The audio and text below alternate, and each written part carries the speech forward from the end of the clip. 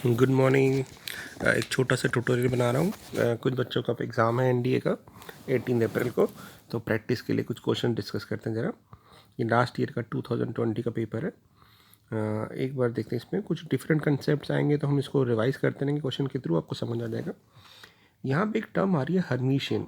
Even तो आपने 12th में नहीं पढ़ा होगा ये, बट ये एक एक्स्ट्रा टॉपिक होता है। हर्मिशियन का मतलब होता है कि किसी भी टर्म का, किसी मैट्रिक्स का अगर आप ट्रांसपोज लेके कॉन्जुगेट कर दें और वो वापस मैट्रिक्स अपने बराबर आ जाए तो उसको कहते हैं हर्मिशियन मैट्रिक्स। बार का मतलब है कॉम्प्लेक्स नंबर में जो बार देते हैं, क्या करते थे हम, साइन करते थे चेंज आयोटा का, यानी हमें आयोटा का साइन चेंज करना है और ट्रांसपोज लेना है। अगर ऐसा करने पे मैट्रिक्स सेम आ जाता है तो हम कहते हैं वो हर्मिशियन मैट्रिक्स है। और अगर ट्रांसपोज करके कॉन्जुगेट कर दें या कॉन्जुगेट करके ट्रांसपोज कर दें और माइनस एक इक्वल आ जाए तो उसको कहते हैं स्क्यू हर्मिशियन मैट्रिक्स। पहली बात। अब अगर मैं इस मैट्रिक्स का जैसे ही कॉन्जुगेट करूँगा, कॉन्जुगेट कैसे करूँगा, जहाँ जहाँ आयोटा आ रहा है मैं साइन चेंज कर दूँगा, तो ये बन जाएगा 1 प्लस आयोटा, ये बन जाएगा माइनस आयोटा, ये बन जाएगा आयोटा, और ये बन जाएगा 1 प्लस आयोटा। तो आप देख रहे हो कि ना डायगोनल एलिमेंट ही चेंज हो गए। तो अगर डायगोनल एलिमेंट चेंज हो गए तो ना तो ये एक इक्वल आएगा ट्रांसपोज करने पे, ना ही माइनस एक इक्वल आएगा। इसका मतलब पहली ऑप्शन तो नहीं हो सकती, दूसरी ऑप्शन भी नहीं हो सकती। मेरा लॉजिक समझ रहे हैं ना? क्योंकि अगर मैं ये अभी तो मेरे सिर्फ क्या किया, इसका कॉन्जुगेट लिया। कॉन्जुगेट लेके जब मैं ट्रांसपोज करूँगा तो डायगोनल तो अपनी जगह ही रहेगा। तो डायगोनल अपनी जगह रहेगा तो मैं बाकी को देखूँ क्यों? ये 1 प्लस आयोटा बन गया, ये 1 माइनस आयोटा है, तो ये तो कभी बराबर ही नहीं हो सकते, और या माइनस एक इक्वल भी नहीं हो सकते। एक चीज़ और याद रखिएगा, अगर स्क्यू हर्मिशियन है तो डायगोनल ज़ीरो होंगे। ठीक है ना? ज़ीरो क्यों होंगे, उसके पीछे रीज़न है क्योंकि अदरवाइज़ वो माइनस एक इक्वल नहीं आएगा। कोई भी अपना नंबर माइनस एक इक्वल आएगा जो वो ज़ीरो होगा। ठीक है ना? ऐसे भी कह सकते हैं, जैसे आपने पढ़ा था स्क्यू सिमेट्रिक मैट्रिक्स। तो ये तो नहीं है। दूसरी बात, एक प्रॉपर्टी भी अगर आपको याद हो ना, नहीं तो एक प्रॉपर्टी याद भी रख लेना कि ए प्लस ए डैगर, इसको ना बेसिकली डैगर भी कहते हैं। जब अगर आप हायर स्टडीज में जाएंगे तो इसको ऐसे डैगर कहते हैं। डैगर का मतलब होता है ट्रांसपोज करके डैश कर देना। ठीक है? तो अगर ए प्लस ए डैगर वापस सॉल्व करें तो ये हमेशा हर्मिशियन मैट्रिक्स आता है। तो यानी ये ऑप्शन डायरेक्टली सही हो रही है, और ए माइनस ए डैगर हमेशा स्क्यू सिमेट्रिक आता है, तो ये ऑप्शन भी गलत है। तो अगर आपको प्रॉपर्टीज़ पता हो तो आप डायरेक्टली कर सकते हो। तो यहाँ पे फर्स्ट क्वेश्चन का आंसर सी होना चाहिए था। तो आई थिंक आपको हर्मिशियन मैट्रिक्स का मतलब समझ आ गया होगा। और आप इसको सॉल्व करके देखेंगे ना, एक बार आप सॉल्व करके देखना चाहते हो तो कर लो। ये मेरे पास आ गया था, अभी डैश आया था, अब मैं इसका ट्रांसपोज कर दूंगा। तो ट्रांसपोज करूँगा तो ये आ जाएगा मेरे पास 1 plus iota, iota minus iota 1 plus iota. अब मैं इसको ए में ऐड करूँगा, तो ए में ऐड करूँगा मतलब 1 minus iota, iota minus iota और 1 माइनस आयोटा। तो मेरे पास एक मैट्रिक्स आएगा, ये कट जाएगा 2, ये आ जाएगा 2 आयोटा, ये आ जाएगा माइनस 2 आयोटा और ये 2। तो अब इस मैट्रिक्स का ट्रांसपोज कर दूं मैं, तो मुझे शो करना ही है स्क्यू सिमेट्रिक, और ये हर्मिशियन मैट्रिक्स है क्योंकि मैंने बोला कि सी ऑप्शन करेक्ट है। तो इसका मतलब मैं इस मैट्रिक्स को अब ट्रांसपोज करूं और कॉन्जुगेट ले लूं साथ में। तो पहले मैंने कॉन्जुगेट कर देते हैं, आयोटा का साइन चेंज कर देते हैं और ट्रांसपोज कर देते हैं। तो ये सेम मैट्रिक्स आना चाहिए। देखें, अब ट्रांसपोज करूँगा तो ये 2 आयोटा बन जाएगा, ये माइनस 2 आयोटा, ये 2, देखो सेम आ रहा ना। तो इसलिए हम कहते हैं कि A plus A dagger is a Hermitian matrix. तो अगर आपको प्रॉपर्टी पता होती तो आप डायरेक्टली सॉल्व करे बिना ही लिख सकते थे इसका आंसर, क्योंकि इसमें बोला which of the following is correct. तो एक ही ये ऑप्शन तो हमेशा करेक्ट ही होगी, और सिंगल ऑप्शन करेक्ट होता है तो फिर बाकी को सॉल्व करने की जरूरत भी नहीं थी। ठीक है? अब चलते हैं यहाँ पे बाइनोमियल का क्वेश्चन है। तो पहले हम इसकी जनरल टर्म निकालते हैं। अगर आपको जनरल टर्म बताओ तो इसकी जनरल टर्म कैसे लिखते हैं हम, T R plus one N C R होता है, तो 10 सी आर हो जाएगा। ये मैं बताता हूँ, ए प्लस बी की पावर एन जो होती है ना, इसकी जनरल टर्म होती है हमारे पास एन सी आर, ए की पावर आर में एन माइनस आर और बी की पावर आर। इस तरह से हम जनरल टर्म की बात करते हैं। ठीक है? तो यहाँ पे मैंने जनरल टर्म लिख दी। तो 2/x² की पावर 10 माइनस आर और माइनस रूट एक्स की पावर आर। अब मैं जब इसको सॉल्व करूँगा, मतलब सॉल्व इन द सेंस मुझे चाहिए ऐसी टर्म जो इंडिपेंडेंट ऑफ एक्स हो, जिसमें एक्स ही ना आए। तो मैं क्या करता हूँ, एक्स की पावर अलग कर देता हूँ। तो यहाँ पे एक्स की पावर -20 प्लस 2r हो जाएगी और यहाँ पे x की पावर r हो जाएगी। तो x की पावर जब x की पावर मैंने कैलकुलेट करने की कोशिश की तो x की पावर आ गई 3r, सॉरी ये रूट है तो r/2 हो जाएगा। तो ये आ जाएगा 2r प्लस r/2 यानी 4 + 1 5r/2 -20। अब मेरे को चाहिए इंडिपेंडेंट ऑफ x, यानी x आए ना, इसका मतलब है ये टर्म जीरो होनी चाहिए। इंडिपेंडेंट x का मतलब होता है पावर जीरो हो जाएगी। तो मैं 5r/2 को जब 20 पुट किया तो r की वैल्यू हो गई 8, यानी मेरे को r8 पुट करने पे जो टर्म मिलेगी वो इंडिपेंडेंट ऑफ x होगी। तो मैं r को 8 पुट कर देता हूँ यहाँ पे, तो मेरे पास क्या आंसर आ जाएगा। देखिए r को ना 8 पुट करते हैं, यहाँ पुट करते हैं r को 8, तो ये आ जाएगा T9। ये भी पूछ सकते थे कौन से नंबर की टर्म है। 10c8 2 की पावर 2, ये तो हट जाएगा, ये भी हट जाएगा, और -1 की पावर 8 1 हो जाएगा।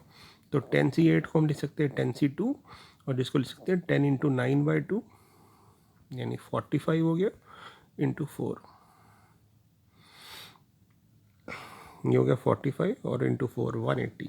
तो हमारी ये ऑप्शन करेक्ट हो गई। इसका मतलब इंडिपेंडेंट ऑफ x जो टर्म आएगी वो 180 के इक्वल होगी।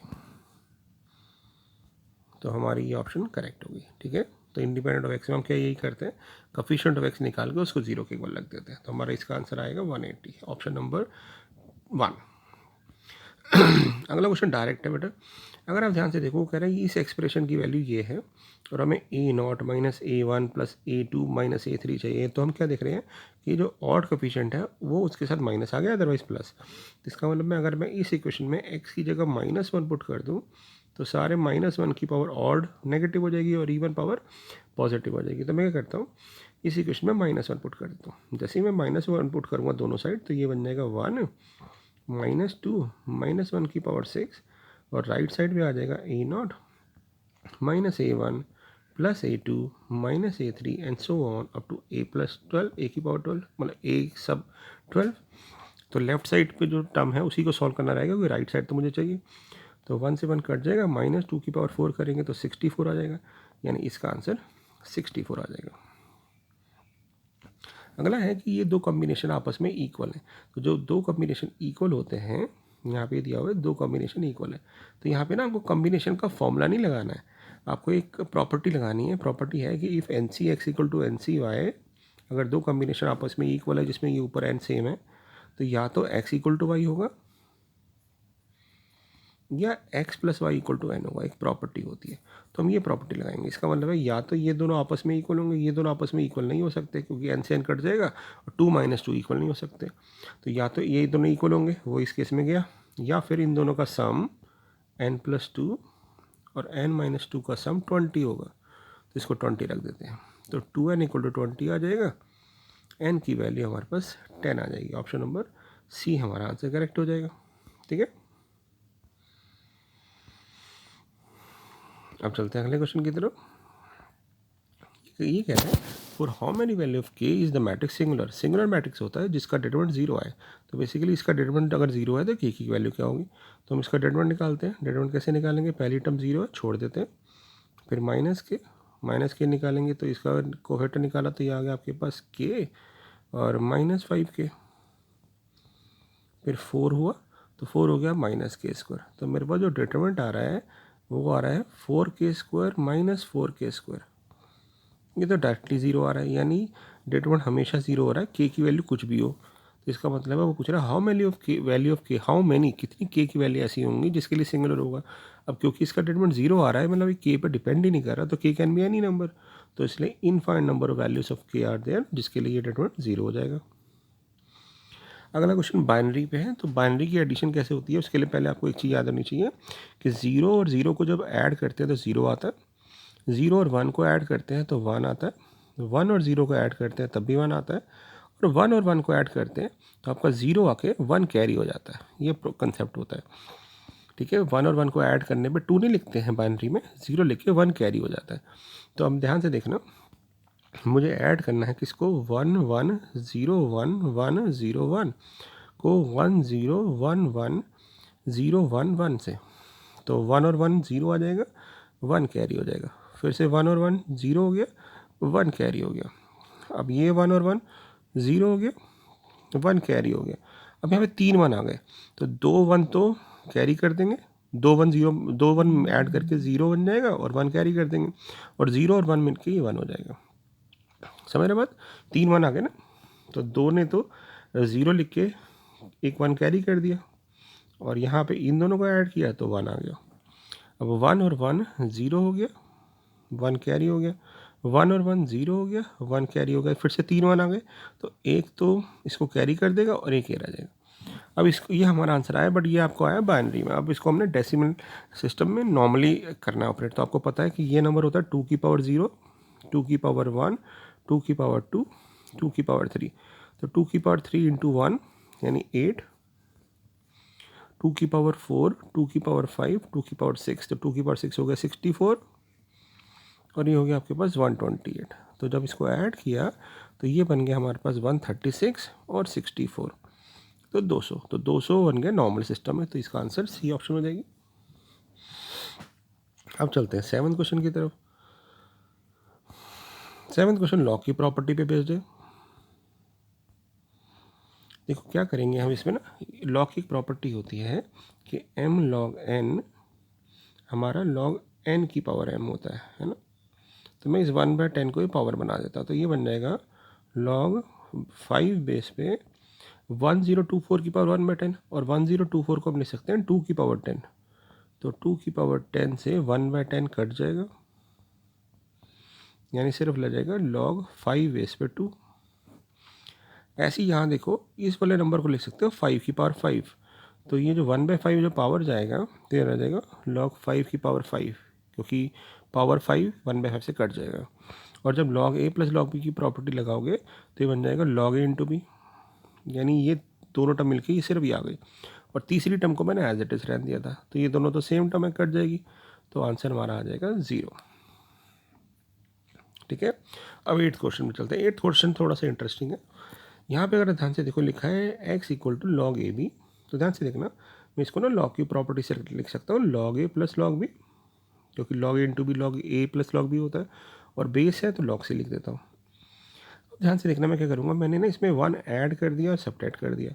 अब जैसे ही 1 ऐड करके एलसीएम लिया तो मेरे पास, और इस 1 को उठा के ले आया, तो यहाँ पे मेरे पास आ गया 1 plus x equal to log a plus log b plus log c upon log सी।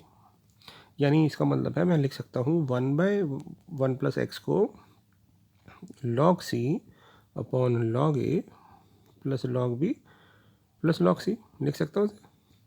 ऐसे ही यहाँ पे अब मैं जो y की बारी आएगी और मैं 1/1 प्लस वाई को लिखूँगा, तो क्या आ जाएगा, ये लॉग ए ऊपर आ जाएगा बेस, तो ये बन जाएगा log A upon base same log a plus log B log c. ऐसे ही इसको जब करूँगा तो 1/1 प्लस जेड आ जाएगा मेरे पास log b upon log a plus log b plus log c. तो हम एक देख रहे हैं एक पूरा कट रहा है, तो हमने क्या नोट किया कि 1/1 प्लस एक्स प्लस 1/वाई प्लस 1/जेड 1 आ रहा है, यानी ऑप्शन नंबर सी डायरेक्टली आ रही है, तो फिर हमें कुछ और करने की ज़रूरत ही नहीं है। तो यानी लॉग की प्रॉपर्टीज़ अगर आपको याद होगी तो क्वेश्चन बहुत आसान हो जाते हैं सारे के सारे। ठीक है, अब चलते हैं 10th क्वेश्चन की तरफ, 9th क्वेश्चन की तरफ, सॉरी। ये क्वेश्चन क्या है कि यहाँ पे डिटरमिनेंट निकालना, तो पहले मैं क्या करता हूँ, ए बी मैट्रिक्स को मल्टीप्लाई करता हूँ, यानी ए मैट्रिक्स को मल्टीप्लाई मतलब इसको मल्टीप्लाई किया इससे, तो ये बन गया 2x plus 2y minus Y. फिर इस रो को इसको मल्टीप्लाई करेंगे तो 4x minus x plus Y, तो ये मेरे पास आ गया 2x प्लस वाई, और ये आ गया 3x प्लस वाई, और ये हमें दे रखा है सी मैट्रिक्स यानी 3,2 के इक्वल। तो यानी मेरे पास दो इक्वेशन बन गई, 2x plus Y equal to 3 है, 3x प्लस वाई 2 है। अगर मैं इन दोनों को माइनस कर दूंगा इस तरह से, तो माइनस एक्स मेरे पास 1 आ जाएगा, एक्स की वैल्यू -1 आ गई, एक्स की वैल्यू -1 पुट करूँगा तो वाई मेरे पास 5 आ रहा है। तो मेरे पास ए मैट्रिक्स क्या बन गया, ए मैट्रिक्स बन गया x प्लस वाई यानी 4, ये y 5, ये -2 है, और ये बन गया -1 -1 -6। अब इसका डिटरमिनेंट चाहिए मुझे, क्योंकि a का डिटरमिनेंट चाहिए, तो ये हो जाएगा -24 प्लस 10, तो a का डिटरमिनेंट आ जाएगा -40। तो डायरेक्ट क्वेश्चन था ये भी, है ना, तो कुछ नहीं आता, हो गया ख़त्म। अब चलते हैं 10th क्वेश्चन की तरफ। अगर आप सारी इनइक्वालिटी देखो तो इसमें हम क्या करते हैं, 2 से जब डिवाइड कर दूंगा तो मेरे पास आ रहा है यहाँ पे, अगर आपको याद हो वेविकन मेथड, तो जब इसके फैक्टर बनाएंगे तो ये बन रहे हैं 3/2 और 9/2 सब में ही। तो इसका मतलब है नंबर लाइन पे ये 3/2 बन रहा है, ये 9/2 बन रहा है। और वेविकन मेथड के अकॉर्डिंग हमेशा हम राइट साइड पे प्लस, ये माइनस, ये प्लस लगाते हैं। अब मुझे आंसर चाहिए कि मेरा आंसर 3/2 और 4.5 के बीच में आई है। तो इसका मतलब ये कब आता है, जब इनइक्वालिटी लेस देन 0 होती है। तो यानी ग्रेटर देन 0 तो वैसे ही गई, ग्रेटर देन 0 वैसे ही गई। अब बचती है ये वाली ऑप्शन या ये वाली ऑप्शन। बट क्योंकि यहाँ पे x के साथ इक्वल टू लगा हुआ है, तो इक्वल टू कब लगता है, जब यहाँ पे इक्वल टू, तो ये हमारी ऑप्शन हो जाएगी। यानी ये वेवी का मेथड से करेंगे और वेवी मेथड का जो कंसेप्ट है वो लगाएंगे। ठीक है, अगला क्वेश्चन बहुत ईजी था। रिफ्लेक्सिव में होता है कि a comma A belongs to r होना चाहिए। यानी अगर a कॉमा ए यानी x कॉमा x आएगा, यानी x r x आएगा, तो हर जगह x हो जाएगा। तो कोई भी नंबर अपने से बड़ा कैसे हो सकता है, तो इसलिए रिफ्लेक्सिव तो नहीं होगा। सिमेट्री की बात करते हैं। सिमेट्री कहते हैं अगर x r y है, यानी लॉग a बेस पे x अगर लॉग a बेस पे y से बड़ा है, तो क्या ये इससे बड़ा होगा? नहीं, ऑब्वियसली कैसे बड़ा हो सकता है, अगर एक टर्म b से छोटी है तो b तो a से बड़ी होगी ना, तो सिमेट्रिक भी नहीं हो सकता। हाँ, ट्रांजिटिव हो सकता है, क्योंकि ट्रांजिटिव में हम कहेंगे कि log a base to x is greater than log a base to y है, और log a base to y greater than log a base to z है।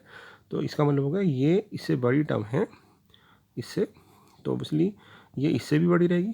समझने वाला कि x y से बड़ा है और y z से बड़ा है, तो ऑब्वियसली x z से बड़ा ही रहेगा। तो हम कहेंगे yes, log a base to x log a base to z A से बड़ा रहेगा, यानी ये ट्रांजिटिव है। तो यानी हमारी ऑप्शन सी आ जाएगी।